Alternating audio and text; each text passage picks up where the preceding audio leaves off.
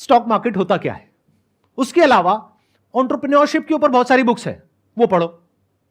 अगर आप जॉब कर रहे हो तब भी, क्योंकि आपको बिजनेस समझ आना चाहिए।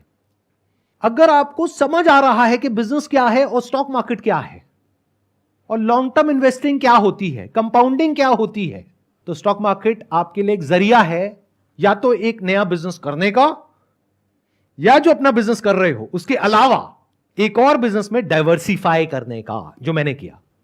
यानी आज से 6 महीने पहले मैंने क्या किया, पूरे स्टॉक मार्केट को देखा, यानी इंडियन स्टॉक मार्केट।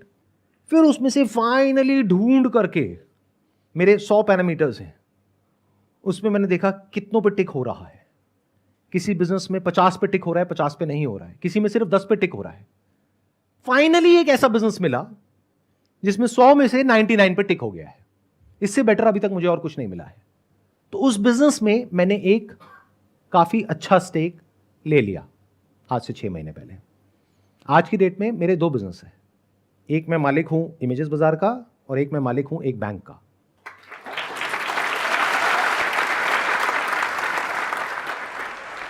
अब जब मैंने ये बोला, आपने तालियां बजाई, इसका मतलब क्या है? आपको ये लग रहा है कि मैंने पूरा का पूरा बैंक खरीद लिया। अरे नहीं भैया, I am one of the owners of that bank. Owner कौन होता है और एम्प्लॉय कौन होता है? जो उस बैंक का मैनेजमेंट है वो एम्प्लॉइज हैं। जो उस बैंक का सीईओ है वो एम्प्लॉय है उस बैंक का, उसको सैलरी मिलती है। बट मालिक कौन है?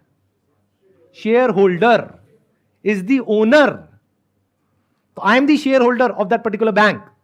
अब वो बैंक, मेरी कैलकुलेशन कहती है, on the most conservative side, it will give me a return of around 30% CAGR in the next 10 years.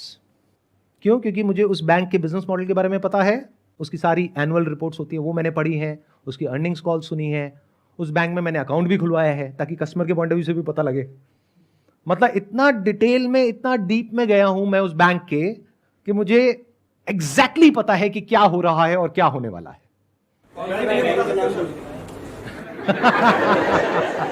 Sir एक काम करो ना सर, बैंक का नाम ही बता दो। बिल्कुल नहीं बताने वाला। क्यों? क्योंकि अगर मैं ये बताता हूं तो 2 वजह है ना बताने की। एक, लीगली ये बताना ठीक नहीं है from the regulation point of view, कि मैं ऐसे अगर आता हूं और आकर के आपको बताता हूं तो वो एक तरह से सलाह हो गई। तो I can not give you any advice. तो मैं आपको नहीं बता रहा कि उसका नाम क्या है, खुद फिगर आउट करो। अगर मैंने आपको नाम बता भी दिया बैंक का, आपने खरीद भी लिया, तब भी आप डरे रहोगे। जैसे उस बैंक के शेयर का प्राइस है वो मानो 1 साल बाद आधा रह गया। तो वैसे तो आपके पास में मेरा फोन नंबर नहीं है, लेकिन अगर होगा तो फोन करोगे, सर ये क्या हो गया, सर मैं लुट गया, मैं बर्बाद हो गया। क्यों? क्योंकि स्टॉक मार्केट तो समझ आया नहीं है आपको, ना बिजनेस समझ आया है। Never blind trust anyone. Blind trust का मतलब यही है कि आप कुछ देख ही नहीं पा रहे हो, बस किसी के पीछे पीछे चल रहे हो। वहां पर हमेशा डर रहता है। आंखें हैं आपके पास में तो देखो, कान है सुनो, दिमाग है समझो कि जो मैंने कहा वो क्या है, और जरूरी नहीं है वही करना है जो मैंने किया, क्योंकि आपको पता ही नहीं कि मैंने क्या किया और किस प्राइस पॉइंट पे किया। जिस प्राइस पॉइंट पे मैंने इन्वेस्ट किया आज ऑलरेडी उससे 50% ऊपर है वो। तो क्या ये प्राइस पॉइंट ठीक है या नहीं है इन्वेस्ट करने के लिए? हो सकता है हो सकता है ना हो, मैं क्यों बताऊं, खुद फिगर आउट करो। तो ये जो आपको क्रच चाहिए होता है ना आगे चलने के लिए, I am not giving you a crutch, I am just telling you how to think.